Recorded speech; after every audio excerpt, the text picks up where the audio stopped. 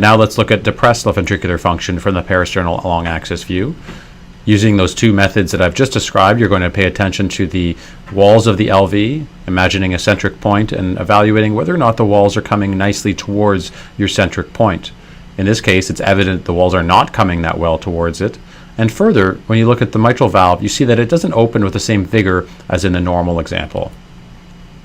To further accentuate these differences, compare them side by side here.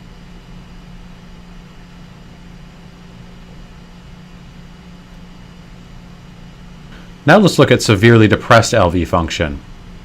Again, we can see when looking at the myocardium itself, it does not seem to contract well. Either wall doesn't seem to move well towards my centric point, and nor is the mitral valve opening well at all, suggesting that only a small amount of blood is entering the LV because only a small amount of blood is leaving the LV because of its severely depressed function. Once again, let's look at a side-by-side comparison of a normal heart and a severely depressed heart to emphasize these differences. Lastly, let's look at hyperdynamic function of the heart. Hyperdynamic function is when the heart is beating too well and is maybe seen in various disease states. In this case, you'll see that the septum and the posterior wall are nearly kissing each other in many aspects of this cardiac cycle.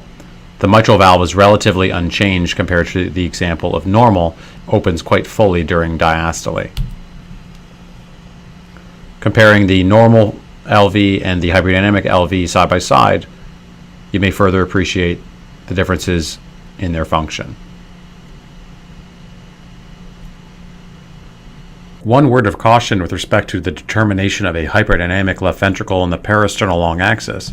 Unless you cut the ventricle truly in its long axis, you may artificially make a heart appear hyperdynamic that is in fact normal. We'll show you this example here, where a normal parasternal long axis can be made to look hyperdynamic through tilting the ultrasound beam too far to the left or too far to the right, thus cutting the chamber actually through its free walls. You see this here,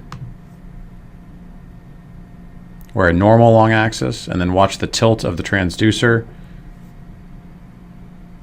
and you can watch the ventricle walls now kiss each other. Normalization of the angle beam will once again widen the diameter of the chamber and allow it to appear normal again. So please be mindful of this pitfall before determining a ventricle to be hyperdynamic. In summary, the eyeball approach to the assessment of LV function is ideally suited to the busy clinician in the ICU or the ED and is evidence-based. The use of qualitative classifications of LV function, as reviewed in this tutorial, will be of great value to you in assessing your patients in shock. The parasternal long axis is an ideal starting point for the assessment of LV function and is a relatively easy view to obtain. Stay tuned for the follow-up screencast to this one, where we review the sister view to the parasternal long axis, being the parasternal short axis, perhaps the most optimum view of all for the rapid determination of qualitative LV function in the ICU or the ED. Bye for now.